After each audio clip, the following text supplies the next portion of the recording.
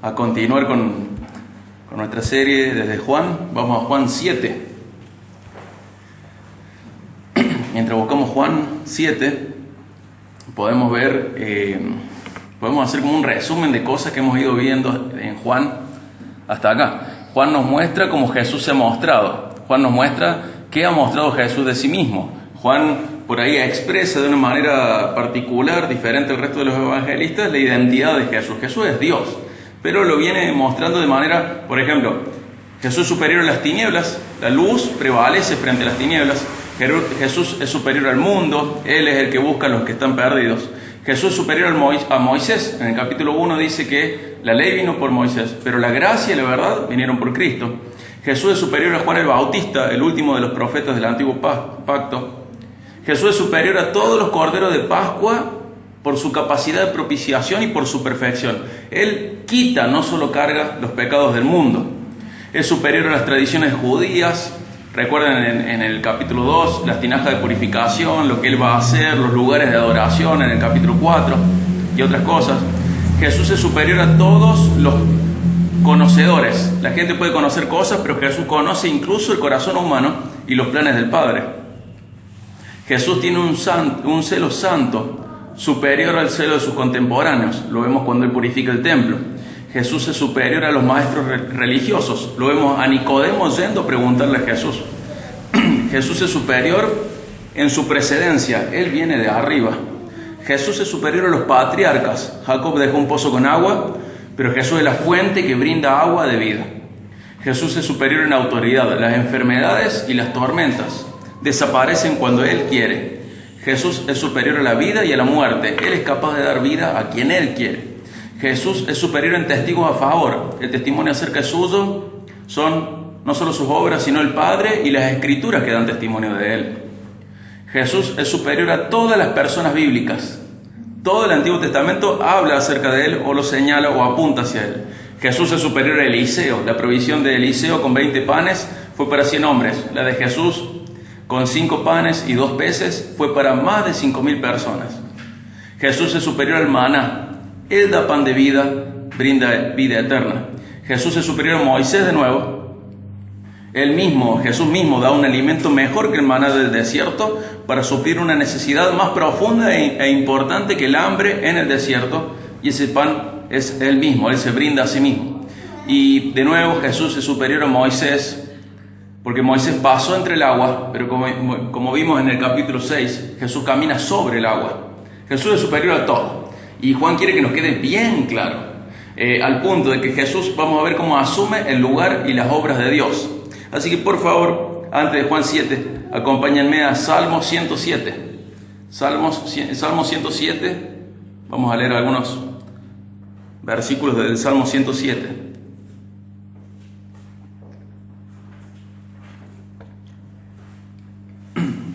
...107, 23 al 32.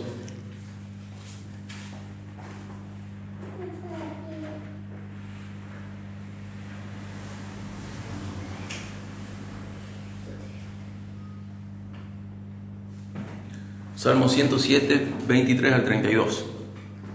Los que descienden al mar en naves y hacen negocios sobre las grandes aguas, o sea, los marineros, han visto las obras del Señor y sus maravillas en lo profundo. Pues Él habló y levantó un viento tempestuoso que encrespó las olas del mar. Subieron a los cielos, descendieron a las profundidades, sus almas se consumían por el mal. Temblaban y se tambaleaban como ebrios, y toda su pericia desapareció. Fíjense el panorama. ¿Vieron los barcos cuando están en la tormenta y suben? ¿Y qué pasa después? Bajan, pero hablamos de tormentas en el mar. Y dice que la pericia de los marineros desapareció frente al mar, frente al poder de la creación de Dios, frente al poder de Dios indirectamente. Toda pericia desapareció, todo valor, toda valentía, todo desapareció. Y dice el 28, en su angustia clamaron al Señor, y Él los sacó de sus aflicciones.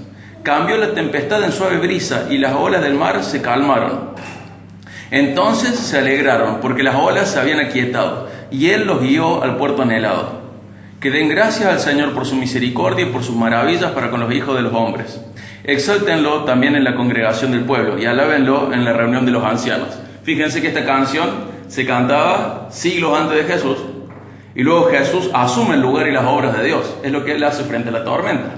Entonces ellos, conociendo su propio ignario, imagínense lo que es verlo en primera persona y no solo pensar en el recuerdo del pasado de cómo se abrió el Mar Rojo, sino ver a Jesús no abriendo el mar, caminando sobre el agua y frenando las tormentas. Él es el cumplimiento de maravillas que ellos cantaban. Jesús es superior a todos. Jesús proviene de Dios, agrada a Dios y es Dios. Y recién vamos a un tercio de Juan. Pero fíjense todo lo que Juan ha expresado hasta acá para que entendamos más de la identidad de Jesús. Jesús es Dios. Ahora sí vamos a Juan 7. Y mientras buscamos Juan 7, repito esto, Juan está enfocado en la identidad divina de Jesús. Por eso le da un énfasis diferente al de los otros evangelistas. Lo ve desde otro punto de vista, diferente a Mateo, Marcos y a Lucas. Juan hace énfasis en la identidad de Jesús en función a su divinidad. Y recuerden que en el 5 Jesús comienza a ser juzgado informalmente. Él es juzgado. En el 7 vamos a ver estos juicios de parte de los hermanos, de parte de la multitud, de parte de los fariseos y de otras autoridades religiosas. Algunos van a desconfiar, otros van a creer, pero algunos quieren arrestarlo, incluso quieren matarlo. Y ahora vamos a ver en Juan 7, 1 al 9, uno de los juicios más feos que uno puede recibir, el de los hermanos, el de la gente que uno ama. A veces pensamos que Jesús no estuvo en esta situación y que no nos entiende cuando la gente que queremos nos juzga injustamente, pero Jesús también pasó por esto en más de una ocasión, y esta es una de las situaciones en las cuales vemos a sus hermanos no teniendo la actitud correcta con Jesús. 7, 1 al 9 de Juan. Después de esto, Jesús andaba por Galilea, pues no deseaba andar por Judea porque los judíos lo querían matar. La fiesta de los judíos, la de los tabernáculos, estaba cerca. Por eso los hermanos de Jesús le dijeron: sal de aquí y vete a Judea, para que también tus discípulos vean las obras que tú haces. Porque nadie hace nada en secreto cuando procura ser conocido en público. Si haces estas cosas, muéstrate al mundo, porque ni aun sus hermanos creían en él. Entonces Jesús les dijo: mi tiempo aún no ha llegado, pero el tiempo de ustedes es siempre oportuno. El mundo no puede odiarlos a ustedes porque me odia a mí, porque yo doy testimonio de él, de que sus acciones son malas. Suban ustedes a la fiesta. Yo no subo a esta fiesta, porque mi tiempo aún no se ha cumplido. Y habiéndoles dicho esto, se quedó en Galilea. Entre este capítulo, el 7, y lo que vimos del 6, pasan aproximadamente 6 meses. Esta es una fiesta especial, es la de los tabernáculos. La fiesta de los tabernáculos es una de las 3 más importantes. Ellos tenían muchas fiestas, pero 3 eran las más importantes. Una es la Pascua. ¿Qué celebraban en la Pascua? La liberación y salida desde Egipto. La otra es Pentecostés. Ellos celebraban de que Moisés había recibido la ley de parte de Dios, el pacto de Sinaí. Y la otra es la de los tabernáculos, la de las carpas, la de las cabañas, que es recordando el paso de Israel por el desierto. Y esto se celebraba de esta manera. Se esperaba que las personas del pueblo de Dios que todavía seguían sus mandamientos se acercaron al tabernáculo, en este caso el templo, a ofrecer sacrificio, a celebrar esta fiesta de 7 días. Pero ¿en dónde iban a dormir o vivir en esos 7 días? Como en el desierto. Entonces todos ellos se trasladaban a Jerusalén y vivían en carpas durante 7 días. Esto le producía a ellos, o se buscaba, o a veces lograba, que reflexionaran sobre los 40 años en el desierto. O sea, una semana al año se iban en carpa al templo, cerca del templo. Una semana al año.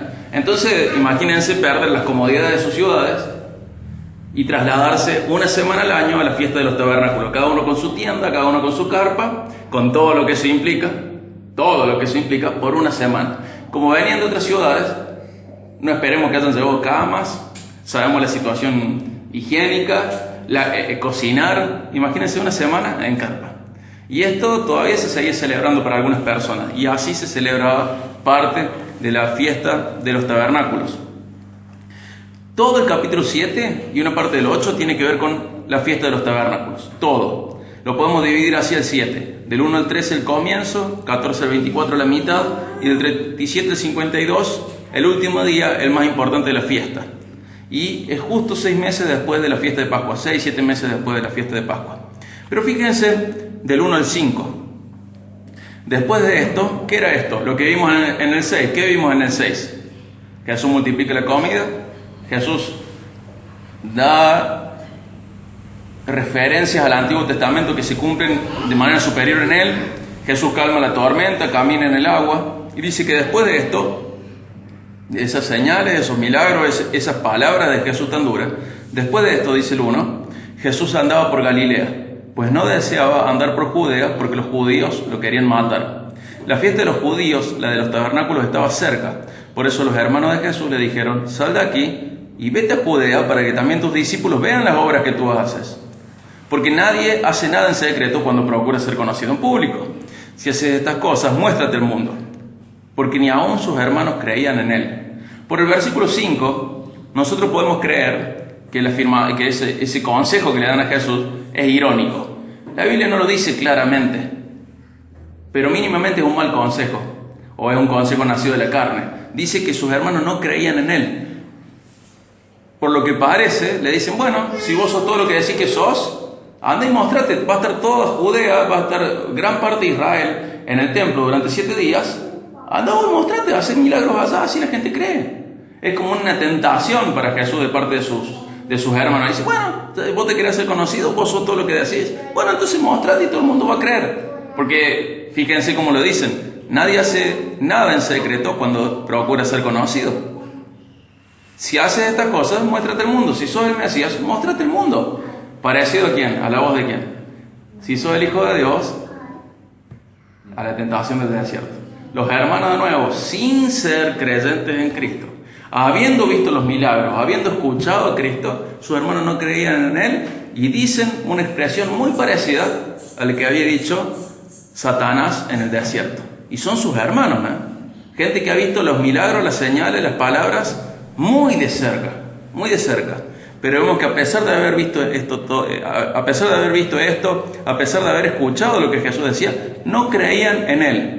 Y tenemos que diferenciar. Hay gente que puede tener conocimiento de milagros, pero eso no los lleva necesariamente a tener la fe correcta en Jesús. Hoy pasa mucho eso.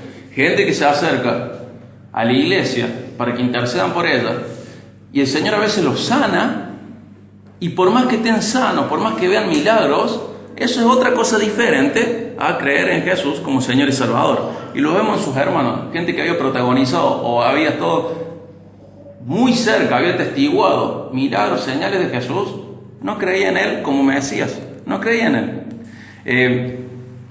Y nosotros muchas veces podemos vivir lo mismo, No nos damos cuenta de la cantidad de milagros que se hacen sobre nuestra vida todos los días, no nos damos cuenta de la cantidad de milagros, de señales, de bendiciones que hay en nuestras vidas todos los días, y a veces no creemos como deberíamos. Somos muy bendecidos cada día. Cada día es una bendición, cada día es una oportunidad nueva, nosotros como cristianos, de representar a Jesús, a Dios mejor en la tierra. Cada día todavía nuestro corazón sigue andando, sin mantenimiento. Seguimos vivos, tenemos un montón de bendiciones que son muchas veces protegidas por milagros de los cuales ni nos enteramos. Y a veces esto no nos lleva a creer en Jesús o a aumentar nuestra confianza en Jesús. No nos lleva a tener mayor fe en Jesús. A pesar de todas las bendiciones que recibimos y vemos en otros, no nos lleva a tener más fe en Jesús. Y eso es por culpa nuestra, no porque Jesús esté inactivo. El versículo 6 dice: entonces Jesús les dijo: mi tiempo aún no ha llegado, pero el tiempo de ustedes es siempre oportuno. Fíjense que Jesús acá hace una distinción con sus hermanos, y la distinción se va a profundizar, ¿no? Pero voy a hablar solo del tiempo en este momento. ¿Quién es el Cordero de Pascua? ¿Cuál es su tiempo? Pascua. Entonces faltan 6 meses para que Jesús muera. Nosotros podemos tener una idea de una persona con una enfermedad terminal que tiene que recibir esa mala noticia, te quedan 6 meses de vida, y ver que esas personas toman decisiones radicales sobre su vida, pero la persona se va sintiendo peor generalmente. Y acá Jesús no se va a sentir peor físicamente. Jesús está en la plenitud de la edad, Jesús está en la plenitud de su ministerio y sabe que le quedan 6 meses de vida. ¿Sí? Acá empiezan los últimos 6 meses de Jesús en la tierra antes de la crucifixión. En 6 meses Jesús va a ser crucificado en la Pascua siguiente. Y el entendimiento de su misión, de la misión de Él, va más allá de lo que creen sus hermanos de Él. El tiempo en el cual Jesús tenía que subir era para Pascua, Luego vamos a ver que entendemos que el Señor le permite subir de nuevo, porque no va a ser crucificado en los tabernáculos, va a ir finalmente a esta fiesta, pero en principio Él no quiere ir, porque su misión es permanecer ahí, es no ir a Jerusalén. El 7 dice: el mundo no puede odiarlos a ustedes, pero me odia a mí, porque yo doy testimonio de Él que sus acciones son malas. Fíjense cómo se diferencia Jesús de sus hermanos, y se diferencia en la respuesta que reciben del mundo.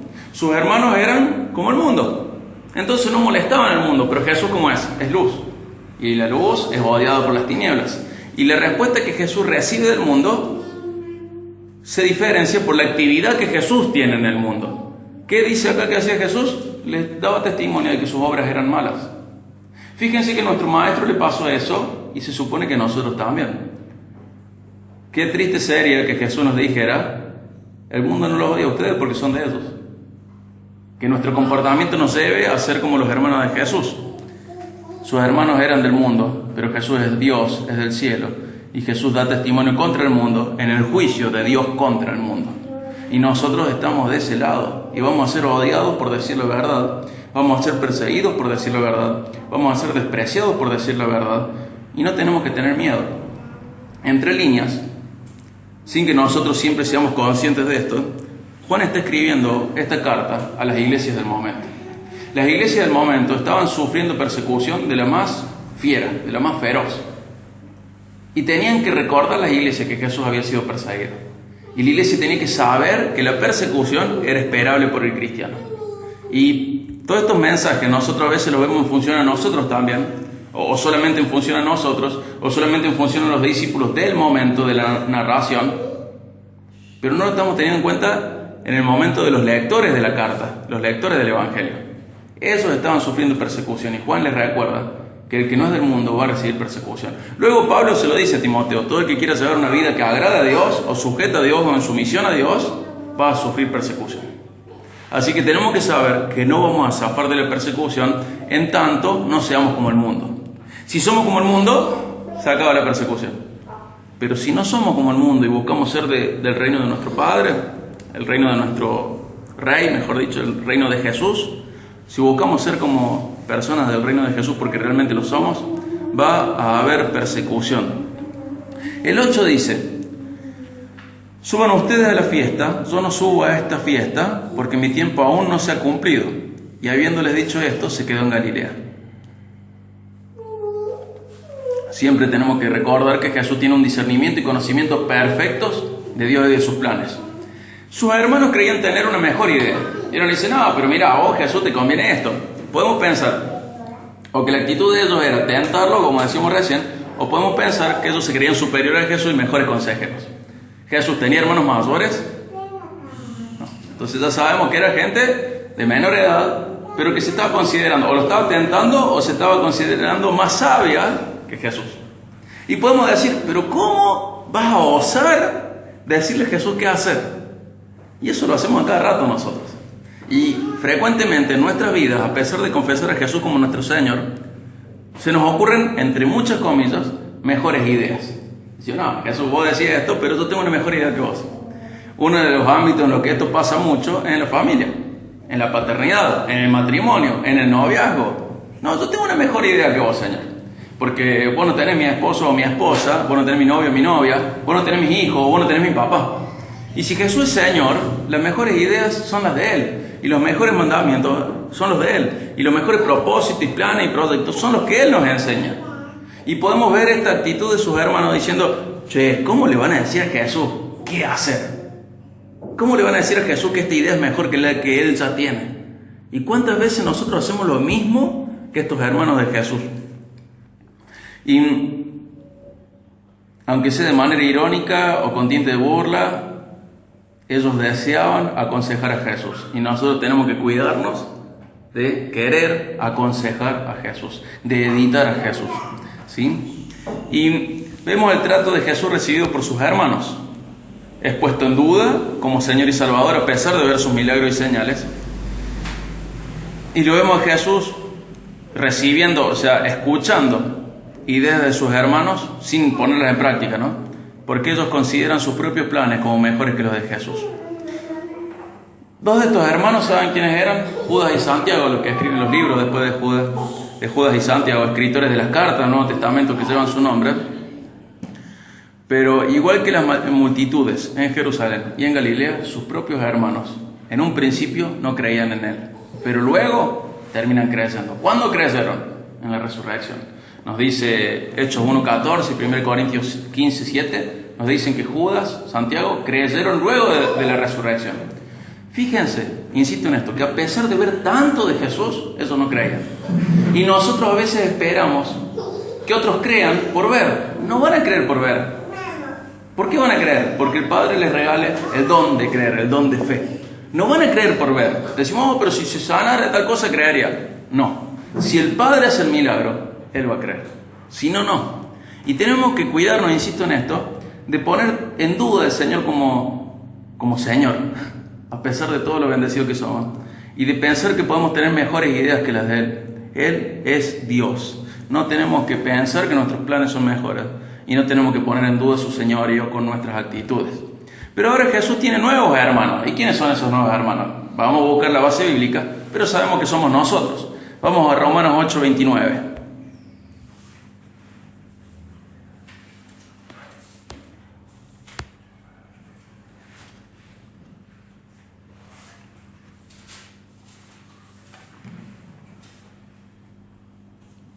Romanos 8:29 dice: porque a los que de antemano conoció, también los predestinó a ser hechos conforme a la imagen de su Hijo, para que Él sea el primogénito entre muchos hermanos. Sabemos que los salvos somos hermanos de Cristo, que Él es el primogénito, es el mayor, pero es el importante, ¿sí? Él es primero en importancia, pero somos sus hermanos.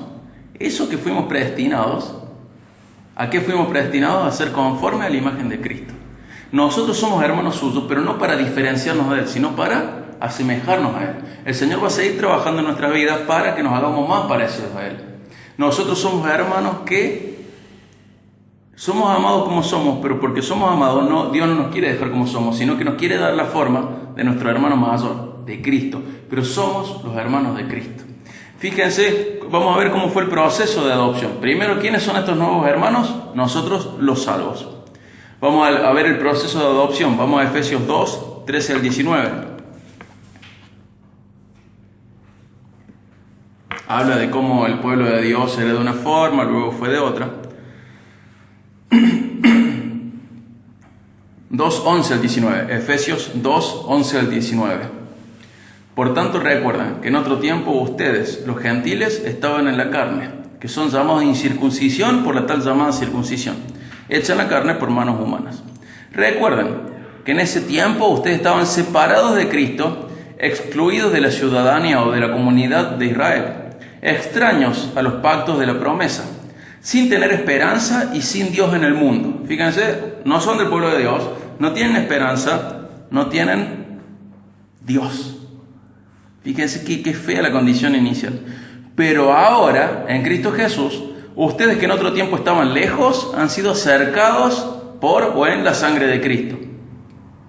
Porque Él mismo es nuestra paz. Y de ambos pueblos hizo uno, derribando la pared intermedia de separación, poniendo fin a la enemistad en su carne, la ley de los mandamientos expresados en ordenanzas, para crear en Él mismo de los dos, ¿de quiénes dos? Del pueblo de Israel y los gentiles,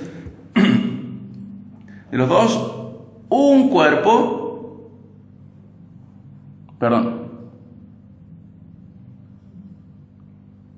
poniendo fin a la enemistad en su carne, la ley de los mandamientos expresados en ordenanza, para crear en Él mismo, de los dos, un nuevo hombre, estableciendo así la paz, y para reconciliar con Dios a los dos en un cuerpo por medio de la cruz, habiendo dado muerte en ella a la enemistad. O sea que con la muerte de Jesús, ¿qué muere? La enemistad ¿entre quiénes?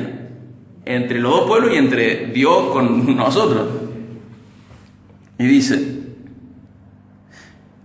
leo de nuevo la mitad del 15, estableciendo así la paz, el 16, y para reconciliar con Dios a los dos en un cuerpo por medio de la cruz, habiendo dado muerte en ella a la enemistad, 17, y vino y anunció paz a ustedes que estaban lejos y paz a los que estaban cerca. O sea, Dios reconcilia los dos grupos, pero de los dos grupos hace uno y también saca la enemistad entre esos dos grupos. Porque por medio de Cristo los unos y los otros, o sea, ambos, tenemos nuestra entrada al Padre en un mismo espíritu. Así pues, ustedes ya no son extraños ni extranjeros, sino que son conciudadanos de los santos y son de la familia de Dios. Fíjense que este proceso de adopción, ¿cómo fue? Por reconciliación. ¿Entre quiénes? Entre Dios y nosotros. ¿A través de quién? De Cristo. Y nos unió a la familia de Él. ¿Quiénes son los hermanos? Nosotros. ¿Cómo hemos sido adoptados? Porque hemos sido reconciliados con Dios. Y de esa manera nos hace conciudadanos de los santos y nos hace de la familia de Dios. La pregunta insistente de esta prédica es esta: ¿estará Jesús recibiendo el mismo trato de sus hermanos actuales? Un grupo de gente que conoce a Cristo, que sabe de sus milagros, que sabe de sus señales y aún así no cree en serio en Él. Un grupo de gente que plantea mejores ideas que las de Jesús. ¿Estaremos nosotros dándole el mismo trato a Jesús que le dieron Judas y Santiago en su momento? ¿Estaremos nosotros, estos nuevos hermanos adoptivos de Jesús, haciendo lo mismo que hacían sus viejos hermanos, por decirlo de alguna manera? ¿Y cómo deberían ser estos hermanos actuales, que somos nosotros? ¿Cómo deberíamos ser nosotros? Por un lado, contrastar con sus hermanos de carne, medios hermanos por parte de María, ¿no? Pero por otro lado, acompáñenme a Colosenses 1:2, que ahí nos dice algo muy lindo de cómo tienen que ser los hermanos en Cristo, que son hermanos de Cristo también. Colosenses 1:2.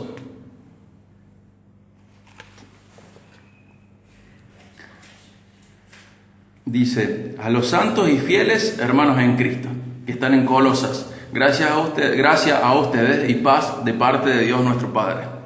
Nosotros sabemos que porque esa carta está en el mismo pacto que nosotros, que la iglesia de Colosas está en el mismo pacto que nosotros, y esto también es para nosotros, ¿no? Esta es una carta que se leía primero en Colosas, pero luego en todas las otras iglesias, hasta el día de hoy.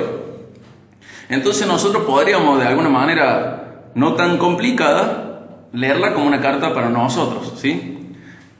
A los santos y fieles hermanos. Nosotros somos hermanos de Cristo, hermanos en Cristo, pero nos da dos características. ¿Cuáles son esas dos? Santos y fieles. Son santos y fieles, son dedicados y confiables. Voy a pensar en estas dos características. La santidad, recordemos, estoy apartado del pecado, estoy apartado para un uso santo, consagrado, y también estoy apartado para una moral perfecta. Se supone que la santidad también es el máximo grado de moral. Todo lo que hace, todo lo que dice, todo lo que piensa es bueno, es correcto. Y la santidad tiene también una arista que es lealtad al pacto. ¿Cuál es el pacto nuestro? El Evangelio. ¿Y cómo yo llevaría una vida de lealtad al pacto? Reconociendo a Jesús como Señor y Salvador en mis palabras, pero en mis obras también, sujetándome a Dios. ¿Cómo yo sería desleal al pacto? Llevando una vida indigna del llamado que recibí. Pero esta arista de la santidad, esta lealtad al pacto, justo tiene en común, mejor dicho, la santidad tiene en común con la fidelidad esto de lealtad. Nosotros tenemos que ser santos y fieles. ¿Qué es ser fiel? Digno de recibir confianza, certero, creíble, veraz, de conducta conforme a la verdad y de lealtad a Dios. Justo estas dos cosas, estas dos características, estos dos atributos que se espera de nosotros, se rozan en esto: lealtad a Dios, ¿sí? Lealtad al pacto. La santidad tiene que reflejarse en lealtad al pacto. La fidelidad de uno se tiene que reflejar también en la lealtad que tenemos al pacto con Dios. Dios es santo y fiel, ¿o no es así? Dios es santo, sí. Dios es fiel, sí. Estos son atributos o perfecciones de Dios que son comunicables en diferentes grados, pero son transmitibles y exigibles a sus hijos. O sea, Dios es santo, Dios es fiel, y Él produce que la santidad y la fidelidad de sus hijos crezca, ¿sí? Él transmite esa santidad, Él transmite esa fidelidad, y Él espera de nosotros que crezcamos en santidad y en fidelidad, ¿sí? Él no solo nos da el ejemplo, sino que también nos exige y espera de nosotros que seamos santos y fieles. La pregunta es, primero, ¿estará Jesús recibiendo el mismo trato de sus hermanos actuales? La segunda, ¿somos santos y fieles? ¿Somos santos y fieles? ¿Somos leales al pacto? ¿O nuestra deslealtad se ve a cada rato por nuestras pasiones, se ve a cada rato por nuestro entretenimiento, se ve a cada rato por nuestros hobbies, se ve a cada rato por nuestros desórdenes, se ve a cada rato por nuestros vicios, nuestros pecados ocultos? ¿Somos fieles? ¿Somos certeros? ¿Somos veraces? Cantamos cosas hoy. Los domingos quizás es el único momento en el cual cantamos como congregación.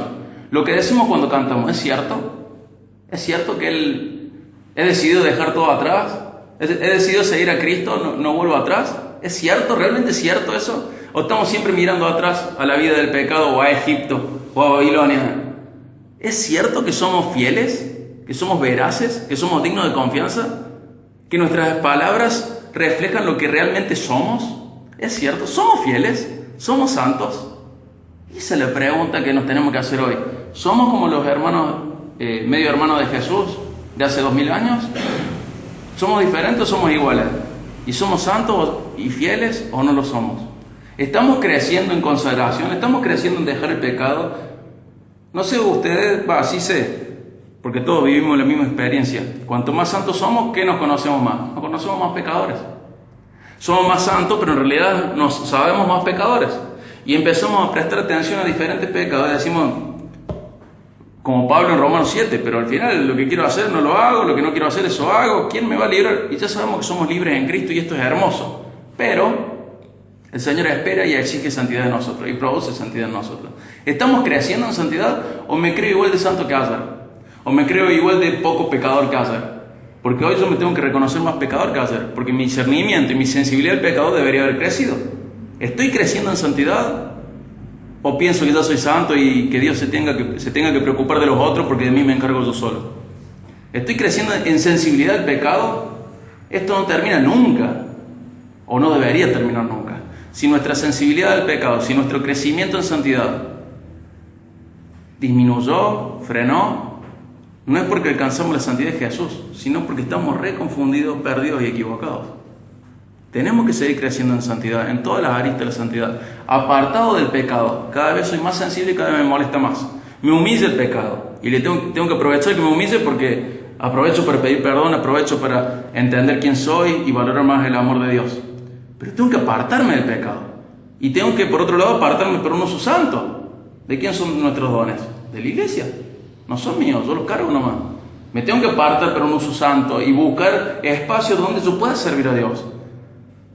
Y tengo que aprender que la santidad tiene esto también de máxima altura moral. Todo lo que digo, todo lo que pienso, todo lo que hago debería ser correcto. Y estoy fallando en cada aspecto de la santidad. Me aparto del pecado y más o menos. Me aparto para un uso santo y más o menos. Crezco en altura moral y más o menos. Crezco en lealtad al pacto con Dios, digno de la vocación con la que fui llamado, y más o menos.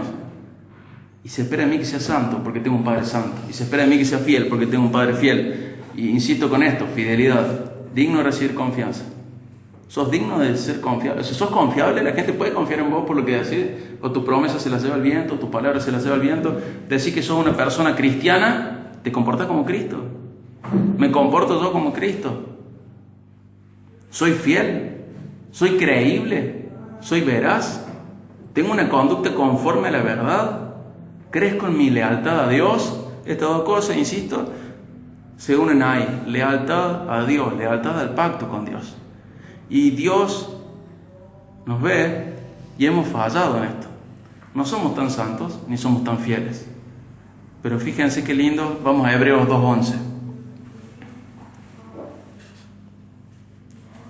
Cómo este pacto indestructible se refleja de tantas maneras. Vamos a Hebreos 2:11.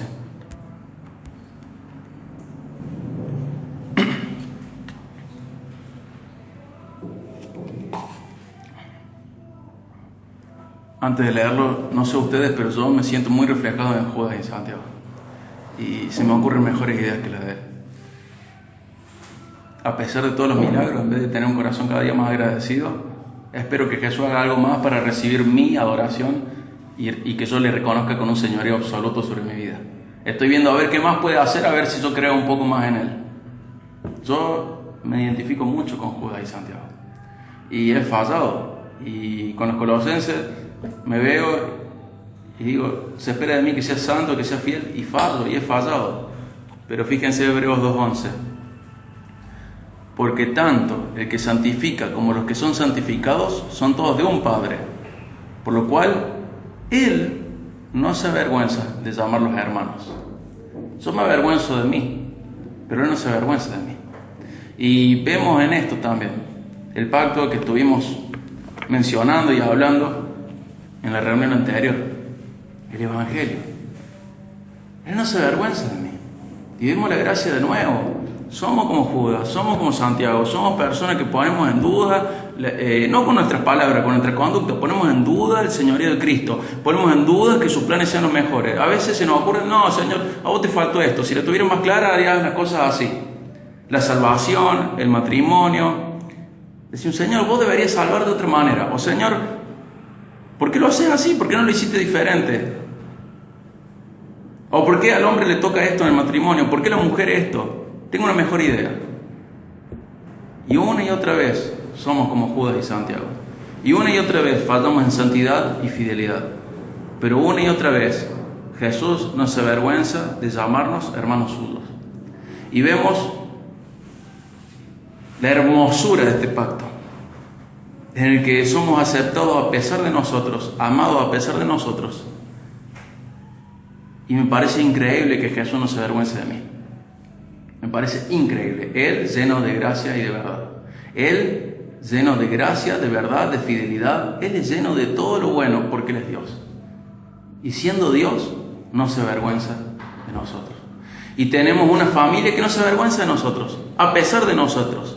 Y esto depende de la naturaleza de Dios, no de nosotros. Y esto, ¿a qué nos debería llevar?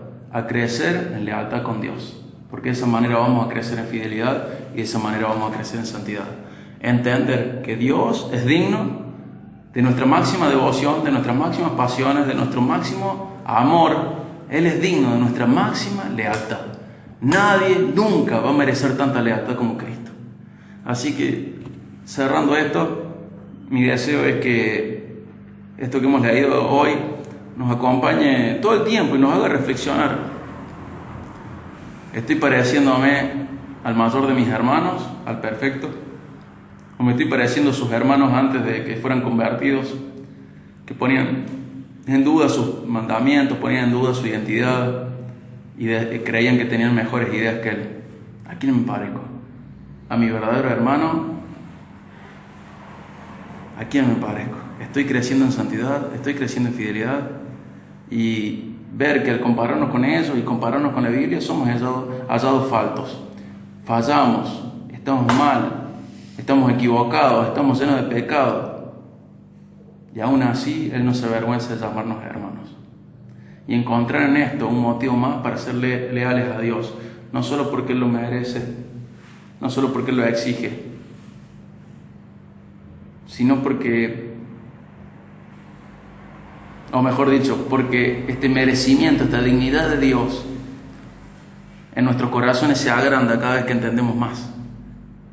En nuestros corazones se agranda cada vez que entendemos más del Evangelio. Él no se avergüenza de llamarnos hermanos. Y eso hace que merezca más lealtad que lo que yo le tenía antes de entender esto. Él no se avergüenza de llamarme su hermano. A pesar de mí, Él no se avergüenza de llamarnos hermanos, a pesar de nosotros. Entonces la invitación de hoy es a crecer en lealtad a nuestro Dios. ¿Sí? Dios les bendiga muchísimo. Vamos a orar para finalizar.